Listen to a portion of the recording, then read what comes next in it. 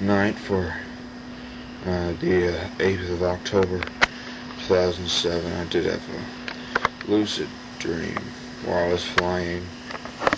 Well, part of it was lucid, where I recognized that I was flying, and part of it was the part I was lucid in. It was so cool. Okay, back to it. It was really cool. Part set out where we were in this setting up this camp or something.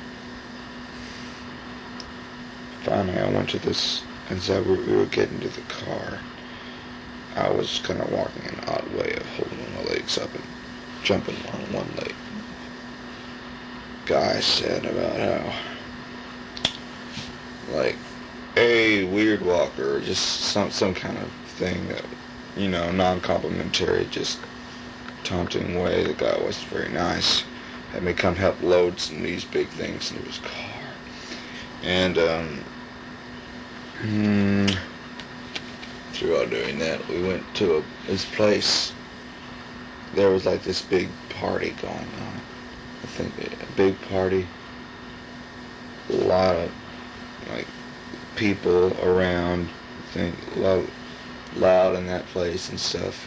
I think, and we could be there, and the guy was there. My dad was there too, and the guy was like probably in his late 30s or somewhere in his 40s age. Anyway, he started playing like loud rock music on his radio. It's like there's something that little that one,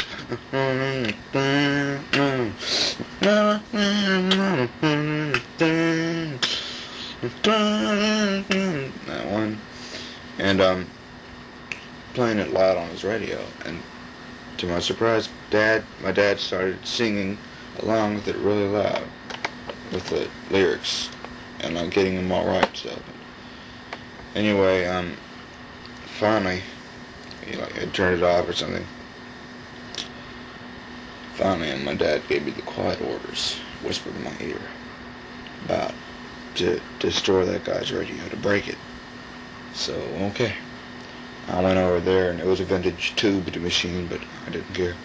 Went over there and got it, took one of the tubes out, threw it over. It landed on something it didn't break. Got another tube out, threw it on the floor, and it broke into pieces. And then finally and then I ran. And then I saw that guy respond. He saw that, he was mad. And then he got the tube that I threw that wasn't broken. He just got it, just slammed it on the ground, just floor. Broke the glass. He was unhappy, and through the rest parts of this part of the dream, he was after me. He was after me. And,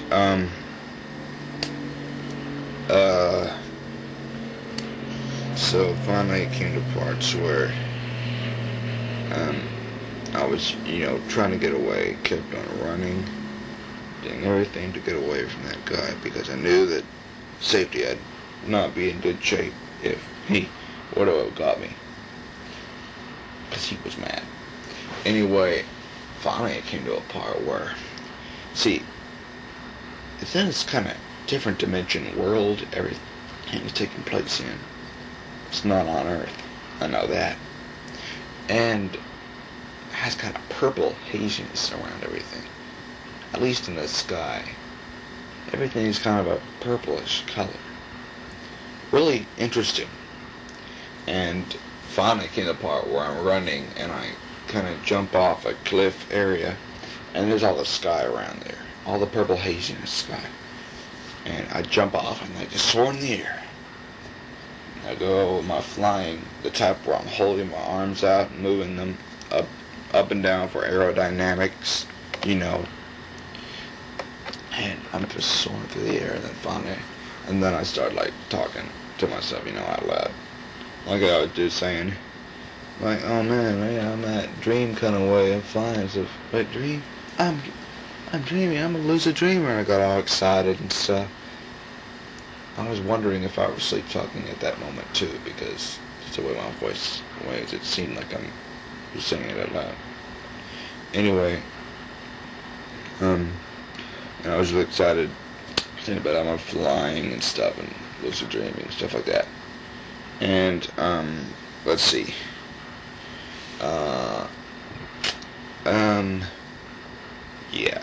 Let's see. Yeah, okay, finally, the guy who was after me for breaking the radio, he was like evil, probably son of evilness.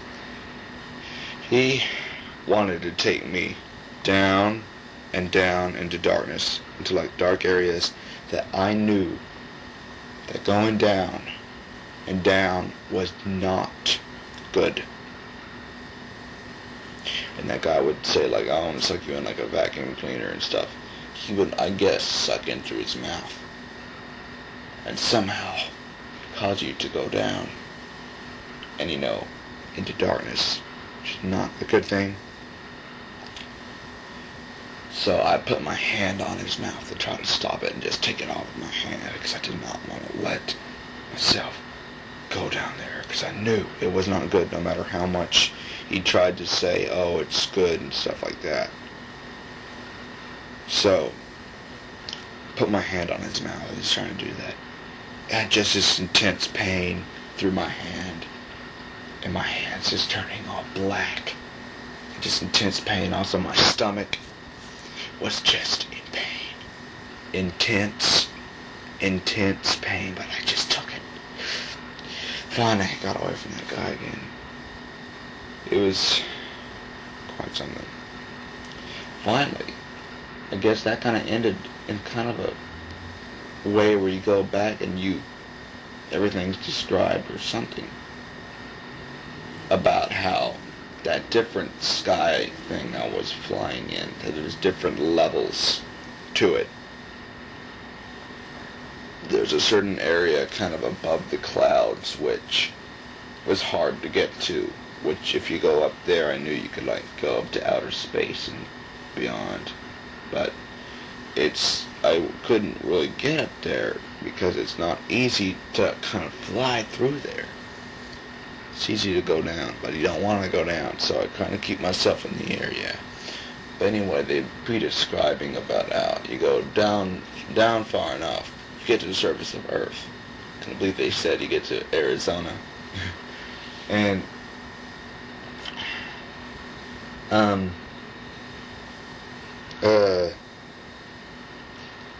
let's see. Yeah, they're describing all that. It was really neat. The different levels you could go to flying.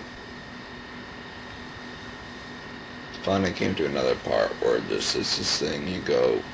I guess it's like these tests. I didn't get very far in that until I woke up. But anyway, you try to go across through this pole and you say 3 words, but you have to say them in a different pronunciation than you normally say them. So I was saying things like gasot, tap, and then they gave out an example of bleach, and like saying, and I said bleach, and then like they said bleach or something like that.